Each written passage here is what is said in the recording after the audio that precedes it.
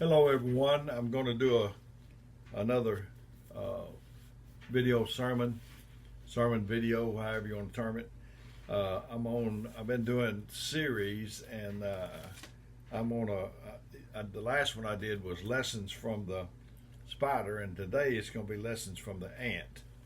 I'm going to be in Proverbs 30:24 through I think it's 28. And it says, "There be four things which are little upon the earth, but they are exceeding wise. The answer are people not strong, yet they prepare their meat in the summer. The conies are but a feeble folk, yet they make their houses in the rocks. The locusts have no king, yet they go forth, all of them by bands. The spider takes hold with her hands and is in kings' palaces." And that's what we did last time, was about the spider. So today we're going to study the ant, if we can, if God will help us. What can the ant teach me? You might be saying. Well, you'd be surprised. They're tough. I used to work at pest control. They're about as tough a thing as you can come up against. They are very tough, and I've relayed the story before. I did all the Madison County and Madison City schools. And I had this one school, and this man did work on the side at a farm after, they get out of school 3 o'clock, 3:30, whatever. So he'd go down there so many times a week and work.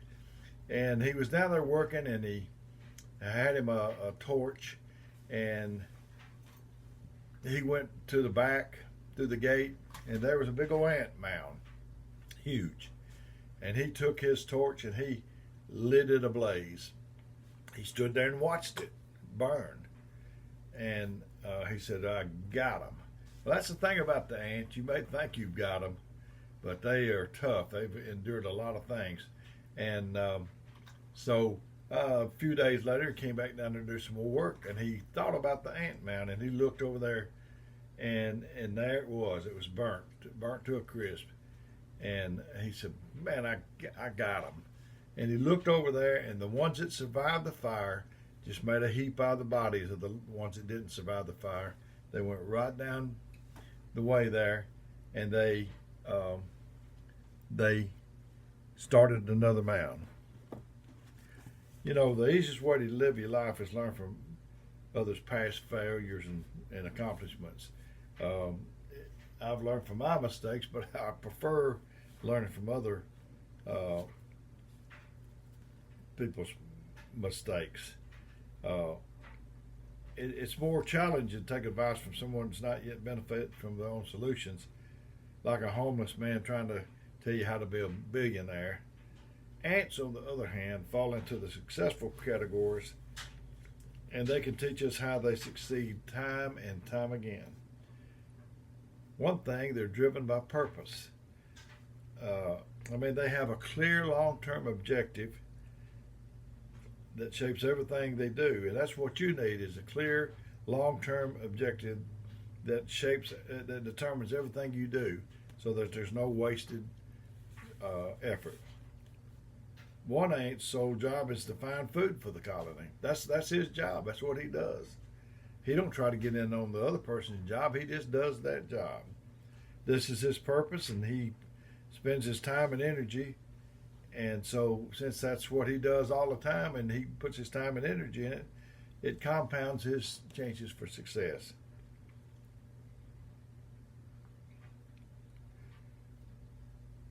We need to minimize our engagement with activities that draw you away from your main purpose. We need to focus on that we are supposed to be doing. And we've got a lot of distractions today. It said, "Let the words of your mouth and the meditations of our heart be acceptable unto thee," something like that.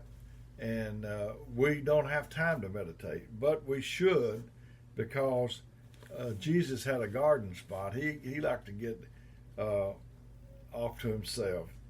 Ants work as a team. Now there you go, brothers and sisters. Ants are team workers and work together in order to achieve something great. In the same way, in order for you to achieve something great, You must align yourself with others who can help propel you to another level. I learned about a word called synergy when I was in school, and the best I remember, uh, it means that as a team, uh, the parts together can do more than the individual parts on their own. Uh,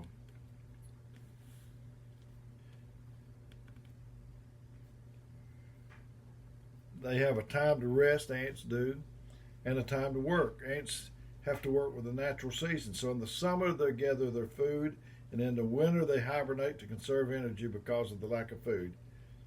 So we need to know. We get burnout.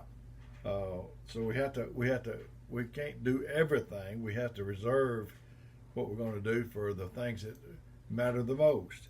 You have to know what your it is, and you have to go after that. Ants think big.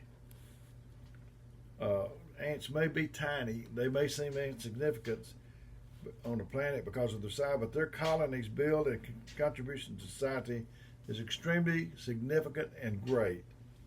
What big dreams do you have for your future? Pursue those. No matter how small you think you are, you should always pursue something bigger than yourself. You need to be relentless. You need to be consistent. And you need to be thankful. Ants prepare ahead. They prepare the food in the summer because they know there'll be a time when there'll be no food to find in the wintertime. So they're constantly preparing for a season which is yet to come upon them. And that's different than us, of course.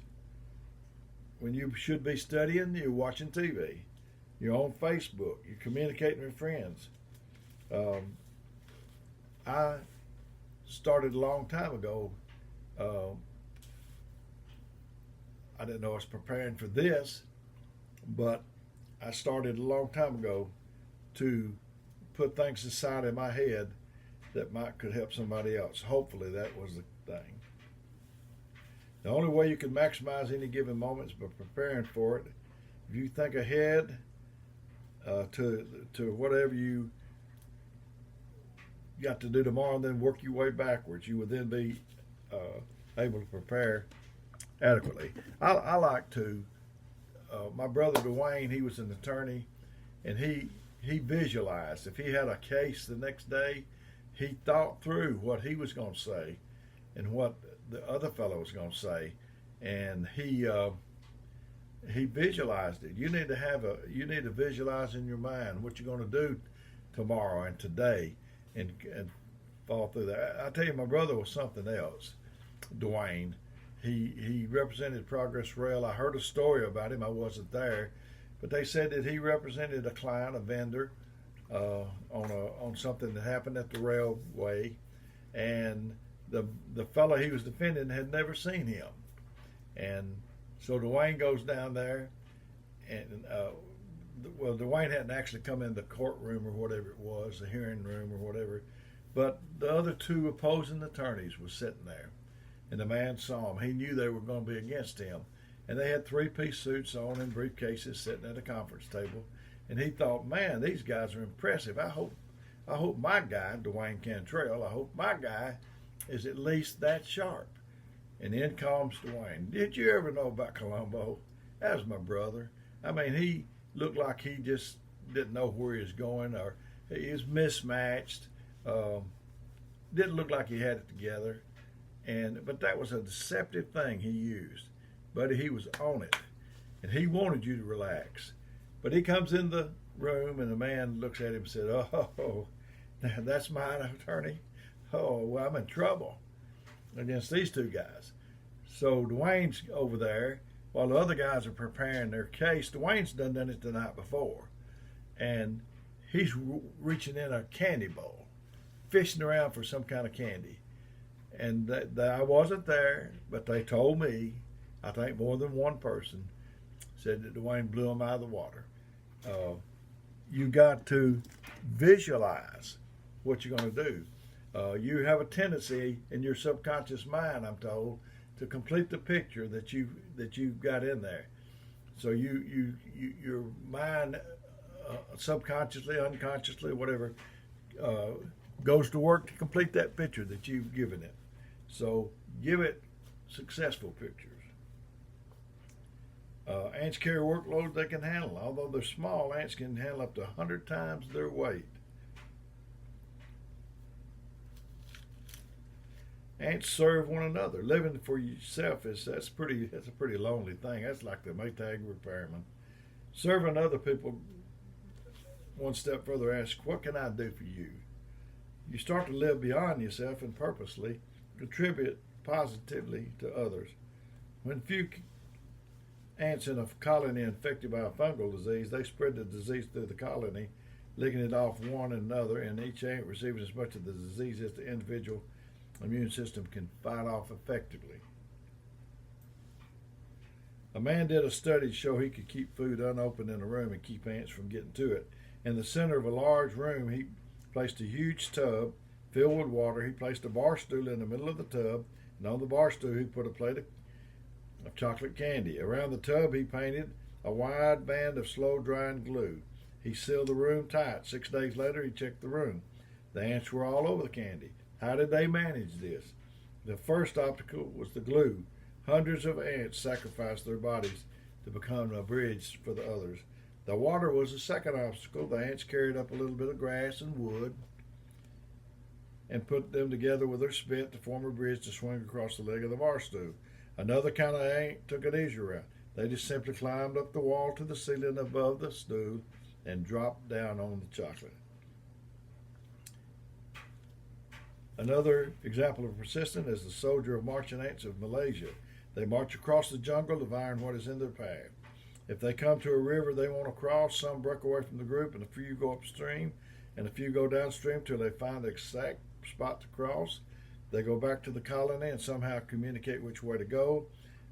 The spot they choose is a sharp bend in the river where the water happens to be flowing diagonally.